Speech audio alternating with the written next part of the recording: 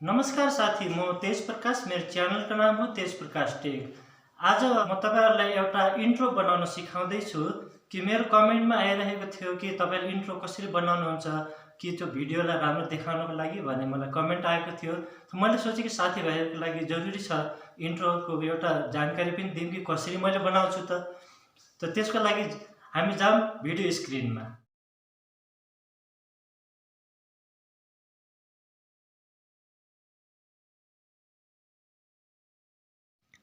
साथी, सबैभन्दा पहिला त तपाईले काइनमास्टर ओपन गर्नुपर्ने हुन्छ। काइनमास्टर ओपन गरिसकेपछिमा क्रिएट न्यूको अप्सन आउँछ। क्रिएट न्यूमा तपाईले क्लिक गर्नुस्। क्लिक गरिसकेपछिमा 16.9 को अप्सन आउँछ, त्यसमा तपाईले क्लिक गरेर नेक्स्टको बटन दबाइदिनुस्। नेक्स्टको बटन दबाइसकेपछिमा तपाईको कुनै पनि फोटो छ तपाईले त्यसलाई चुज गर्नुस्। चुज गरिसकेपछिमा त्यसपछि तपाईले लेयरको बटनमा दबाउनुस्। लेयरको बटनमा दबाएपछि सबैभन्दा पहिला माथि मिडियाको बटन छ अनि मिडिया अनि टेक्स्टको बटन टी लेखेको छ। यो दुईटाको मात्र मेन काम छ। भिडियो लामो नहोस् भने मैले अलरेडी यहाँ लेखेर राखेको छु साथी। जस्तो कि मैले आफ्नो च्यानलको नाम लेखेको छु।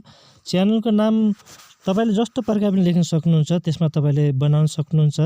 बनाइसकेपछिमा तपाईले कुन तरिकाले राख्न चाहनुहुन्छ त्यो तरिकाले गर्न सक्नुहुन्छ। मेन उदाहरणको लागि जस्तो कि यतापट्टि स्लाइड भइरहेछ हैन, अनि यसमा चाहिँ त्यो सेट गरिसकेपछिमा तपाईले कुन ठाउँमा राख्ने हो त्यसपछि 1.5 मा राख्नु होला। किन भन्दाखेरिमा जब स्लो मोसनमा आउँछ त बहुत राम्रो देखिन्छ। अनि नेक्स्ट फेरि मैले आफ्नो फोटो राखेको छु। जस्ट फर एक्जाम्पलको लागि हैन, मेरो आफ्नो फोटो मैले राखेको छु। यसमा मेरो लोगो हो यो।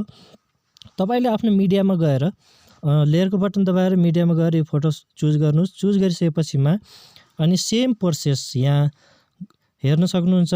अनि कस्तो मोडलमा तपाईले राख्न चाहनुहुन्छ, माथिबाट खसेको स्लाइड सेम जसरी हामीले त्यो उसमा राखेका थियौँ त्यस्तै तरिकाले तपाईले राख्न सक्नुहुन्छ।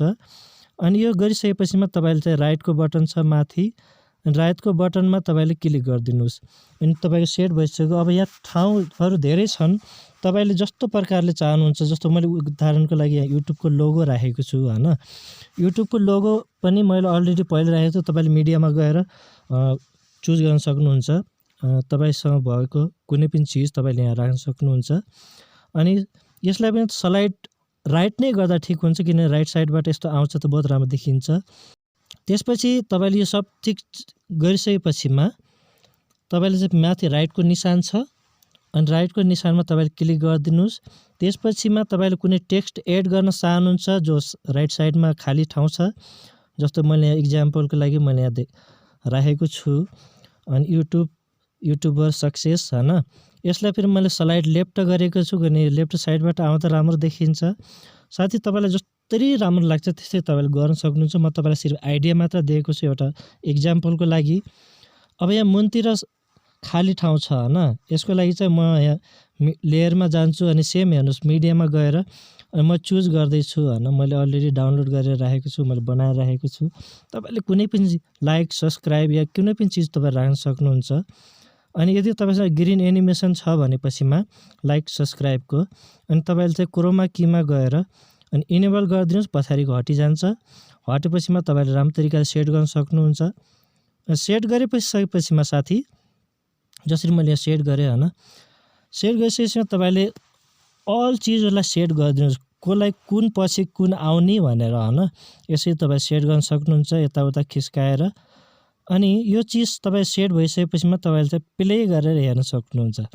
जस्तै सेट गरिसकेको छु मैले अलरेडी। यसरी चलेपछिमा कति राम्रो देखिएको छ।